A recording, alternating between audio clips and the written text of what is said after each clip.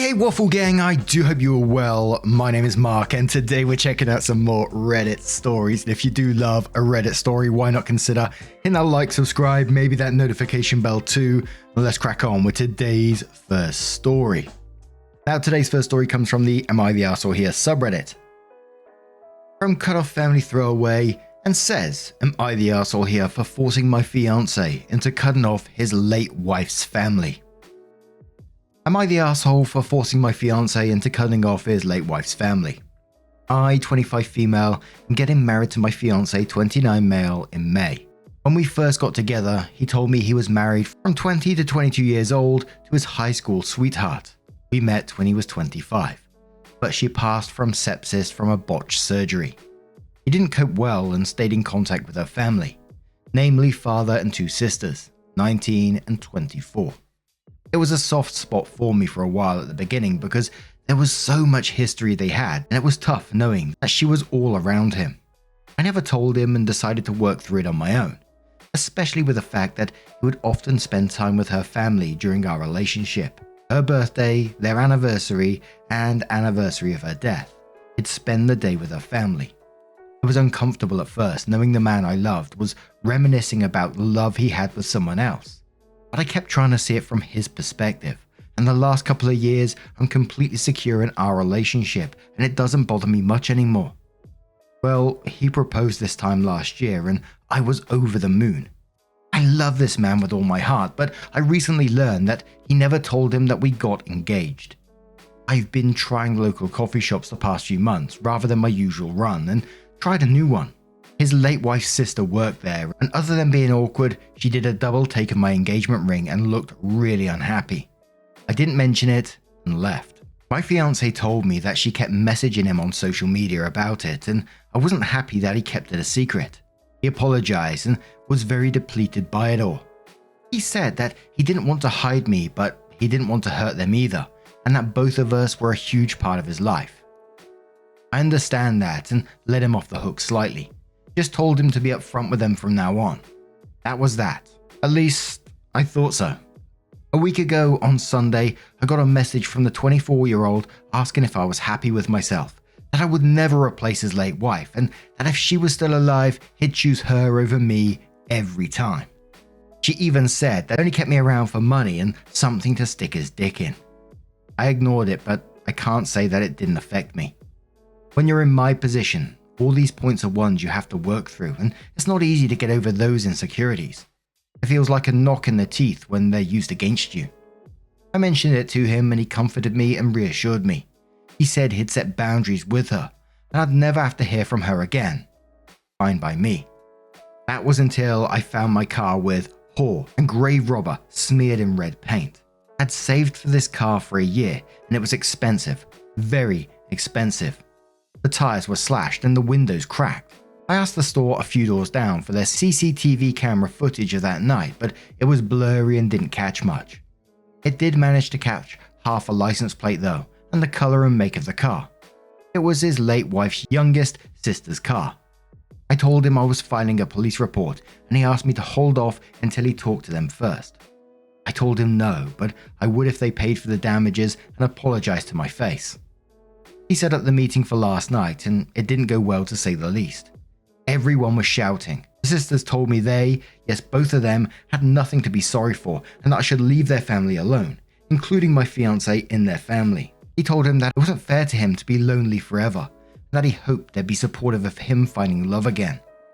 They told him he was betraying late wife and that he never loved her if he'd marry someone else. They didn't have a problem with him having a new girlfriend because he'd realize she was the only one for him and get tired of me.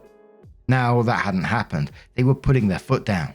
The youngest told him to tell me that they were right and that he'd never love anyone like late wife. My fiance broke down at the table. I picked him up and made us leave. I told him I'd be filing a report and suing for damages, and the next time they saw us would be in court. When we got back and calmed down, I gave him an ultimatum.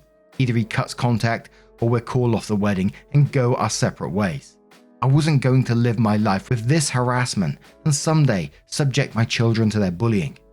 He said they would never bully a child, but I shot him down and said he didn't expect any of this either. He called their father, who was fairly chill about it all, but still defending his daughters. They say I shouldn't control him and that I'm horrible for cutting them off. I don't know what to do. I can't live like this, and I don't think I should have to, just because we are getting married. When I come into situations, I say ultimatums are never usually a good idea, but you're left with very little in this situation. I wouldn't want to be around that family either, and if I was in OP's position, what they are doing is unacceptable. They may be grieving, they may be going through a lot of stuff, but their behavior is unacceptable. And they clearly have an unhealthy attachment here. They're expecting Fiance to never get married again, to never move on, to never find love. And that's his future if he continues to hang around with them. So in summary, I can't blame you for the way that you are feeling. Caspian says, not the arsehole. What they did is completely unacceptable, and I'm glad you're standing your ground and filing the police report. Look into a restraining order as well, since you must still have all the proof of the messages and such. As for your fiancé, I understand why he kept in touch with them, but he messed up big time by not telling them he's moved on and loves someone else. He's hid you from them, which is stupid, as what did he expect? He needs to grow a backbone and put them in their place. Hot Rod Homebody says, I just can't get past the fact that they think he should be single forever. And 3 years after their sister passed away, they have this kind of vitriol for his next potential life partner. Not exactly honoring their sister's memory, that's for sure. Violent criminal psychos. Not the arsehole OP, and I'm sorry about that horrific shit show and personal attacks. No Gain 4575 says, in my African language, the term used for widow is translated literally as wife of a grave. I don't know what he envisions life to look like, even 3 years down the line.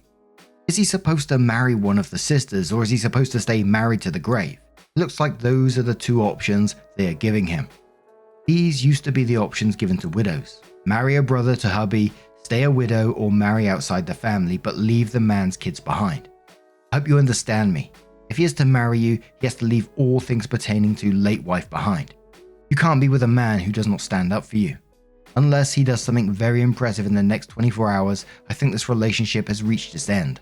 Sorry. No shame, no accountability. Nonsense. File the police report. You don't deserve to lose your expensive car. Sue them. Virtual Choir Boy says, not the arsehole. File the police report. Give back the ring. If they're willing to be so unapologetically mean to your face, then suing for damages and getting them in trouble with the police will only be the first step. The drama between them and your part-time partner will never stop, and as long as you're in a relationship with him, you'll be dragged in too. And I say part-time partner because he's just as busy defending them as he is defending you.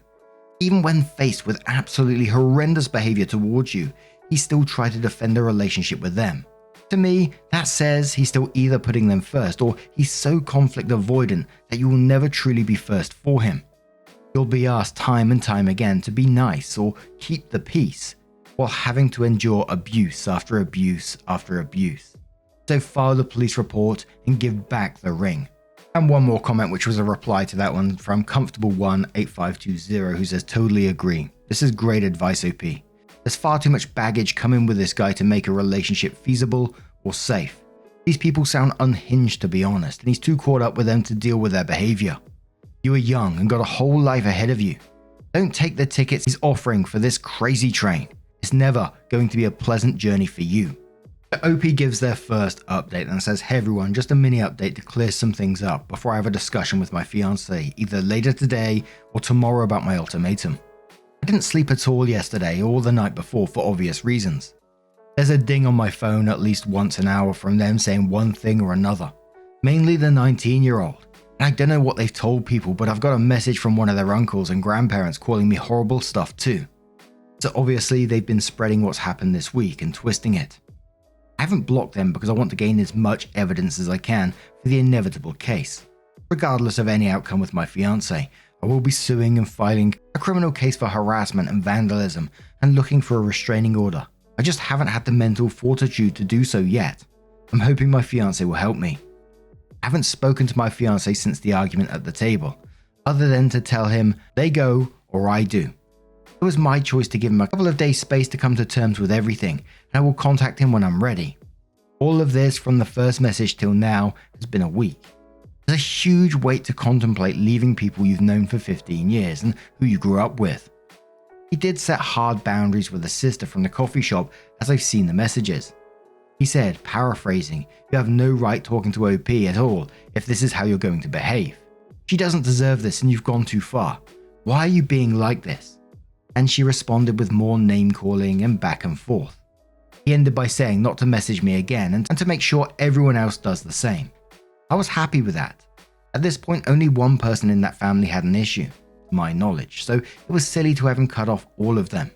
It may not be enough for some, but it was enough for me to feel safe and comfortable. For those saying he needs therapy and counseling, he's already getting it. He's been getting it since before we even started dating after an incident at work. I didn't know about any of their family though.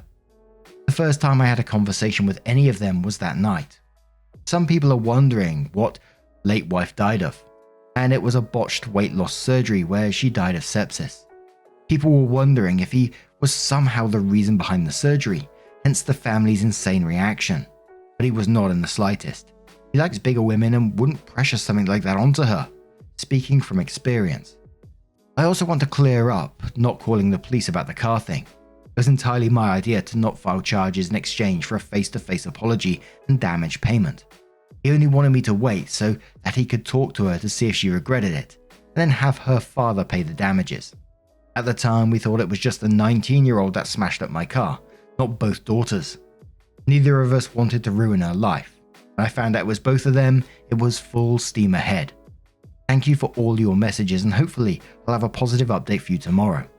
Edit. I chose for him to take this space apart. It's not him being indecisive. I said to take time and that I'd reach out, that his decision is thought out.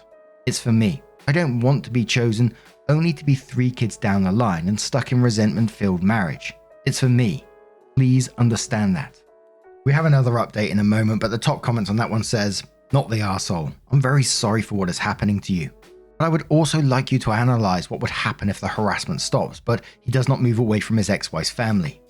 You already know how they feel about you. They're not going to stop telling him about it, poisoning his mind on every visit." Opie says that's the subject I will be broaching in our discussion. Moving house, definitely, and moving away, potentially. FL Mum says you're only 25, there are many more and safer fish in the sea. Opie says, but I want this fish, and until now, I could handle the drama that this fish had. I've now reached a limit and set a standard that I'll be sticking to. Miss Murderpants says, I wonder if one of the sisters wanted your fiance for themselves, hence the extreme reactions. Opie says, so many people have said so, and I honestly feel quite sick. I gotta be honest, it did cross my mind, but I was a bit worried I've read too many stories as usual. So Opie updates the post again and says, well, what a wild morning I've had. My fiance came over bright and early this morning and I've never been so damn tired. You may want to take a seat because this will be long. Sorry in advance. First of all, I want to set the record straight here. A lot of people are coming for my fiance over not cutting them off from the get-go, which I don't think is fair. He's a very mild-mannered, calm and calculating person, and that's who I always knew he was. Nothing has changed. If he had been Rocky Balboa and flipped the cafe table shouting obscenities, he would not have been the man I fell in love with. He did exactly what I expected him to do, and exactly what I was comfortable with. You may be attracted to other things in men and expect other things, and that's awesome. But not me. Update. I texted him saying I thought it was time to discuss this, and he was back at home not half an hour later. He'd been staying with a friend the couple of nights we had no contact. We sat on our bed to talk because my back is sore from all the packing and I wasn't going to force myself to sit at the table. Before we even got to talking, he asked if we could cuddle for a minute. It definitely took some of the weight off me and we're able to talk like a couple, not awkward strangers, because regardless of some people's beliefs, we do love each other and it took me a very long time to feel confident in that fact. Before anyone calls me a doormat again, no, I was still sure I would stick to my ultimatum. The first thing I asked was if he felt he had enough time to make his decision, and he said he didn't need time. He was very shocked and bewildered at how much could change in just a week, and how everything he knew was shook up, that he couldn't think and went numb. He did apologize that he didn't take a more defensive stance at the cafe, and he doesn't want to make excuses for it. An explanation was that he genuinely didn't expect such a vitriolic response. He hid the engagement because he knew they weren't over late wife's death and would be upset at the news. It wasn't like I would feel upset by them not knowing, which I wasn't really. He's known these girls since before they were in double digits, and he would never have thought them capable of it. It came so far out of left field that he froze. I asked him if there was any possibility that either of them had a thing for him, and he looked very confused and disturbed. I said how I've had people tell me it's not uncommon for siblings to do this after loss, and he thought on it. Turns out you were right. He said the 24-year-old, about 8 months after late wife's death, made a move and tried to kiss him. He immediately left and told her mother about it. Mother and father are divorced now, but weren't then. She was a minor at the time and messaged him saying she would be 18 soon, so it wasn't a big deal. Her mother made her see the school counselor and didn't allow her to be alone with him for a while. It was years ago, so he had forgotten that it even happened. He said he was sure that wasn't the case now because it had been so long, but I'm not so convinced. Not that it matters anymore. He opened up his Facebook and gave it to me to read. 24-year-old had been messaging him, which he ignored. She ranged from telling him off to crying and saying how betrayed the family was to try and manipulate him against me. He said he was sure that he needed to put them behind him and had been thinking it on and off since he proposed, but couldn't bring himself to do it. After this week, the fire was lit and he knew what he had to do. It was just all abstract until suddenly it was very real. He asked me how I've been coping and I told him. I felt like I've done everything right, but somehow things turned out worse than if I'd been the jealous type and stopped their contact at the beginning. I tried to be understanding and put so much effort to be secure in myself and our relationship, only for everything I worked on to be thrown in my face like I was a mistress that was cheating with him. He didn't blink the entire time and just listened. He said he should have been more observant and realized I was struggling with this so that he could help me, but I've always been the strong one, so he neglected to, and he'll do better. As I've said in a few comments now, his parents had him in their late 40s and are retired. He hates to involve them in negativity, but I was stunned when he said he's been talking to them about this since the first Facebook message. They were very understanding, but his father took a tough love approach. He said the best quote I think I've ever heard: "Get your act together before the jig is up." They offered to come stay for a while and help us move. I don't think that's necessary, but I really appreciated the thought. On the subject of moving, I made it clear that I would not be living in this house any longer than I had to, and he completely agreed. His parents offered to find us a place in their state if we wanted to have more of a support network, and I'm honestly considering it after all this. They're only a state away from my own family, so we'd be a lot better off. His job is remote, and I should be able to find work there easily enough. I've been in contact with a friend who's a mechanic, and they've quoted me between 1 to 2k for the damages, but that's an at-cost estimate as a discount. A few people have said to get a real statement and to shop around. The real cost is between 4 to 5k, and that's just for the noticeable damage. My friend thinks they've done something to the engine, so thank God I couldn't drive it anywhere. He thinks I may be entitled to a replacement car altogether. If so, I'll be sure to sue for it, and that's not going to be cheap. After all the emotional things that were discussed, he mentioned when I would be comfortable enough to go to the police. I made clear he was okay with that, or I'd go on my own. He said the surest I've ever seen him, that this was what needed to be done, and he wasn't going to let them continue. He'd done enough to try and shield them, but he wasn't going to let it come at my expense. I'm currently in the bath, frothing in bath bombs, and will be going to the station as soon as I'm done. He's downstairs right now printing out the new quotes from the mechanics and the messages 24-year-old sent him the past couple of days so we can go prepared. People have said that nothing will come of it, and you may be right, but I have to try, hoping my local police don't have anything better to do. It's a small town. To finish, I made a point of asking again if he would cut them off or I had to go. He didn't miss a beat and said they're no longer going to be a part of his life, even if I decided to leave. He did ask for one last meeting to say goodbye to her parents and to put a close on that part of his life, and to explain to the girls that this is not my fault but his decision after seeing how cruel they were capable of being. After that, we would block them on everything and move forward. I was completely fine with that. So there we have it. Writing all this out and being able to talk to people about everything has been both helpful and a good distraction from the dumpster fire that was my life, and everything worked out as well as I could have hoped. We'll see how this meeting goes with them. I'm sure they wouldn't be very happy about it, but that's not my problem. Thank you all, and I'll update after they've met up. Now, I don't know if it's right or wrong, but to me, I don't think meeting up with them is a good idea, especially everything in the past. I don't think he's going to get this closure as a goodbye. It's just going to ignite the fire again. That's what I believe anyway. But what do you guys make of this situation? Let me know your thoughts down in the comments below. And just a huge thank you from the bottom of my heart for getting involved in today's stories. Your love, your support, your time will always means the absolute world to me. So thank you so much. And hopefully I'll see you in the next one. Take care and much love.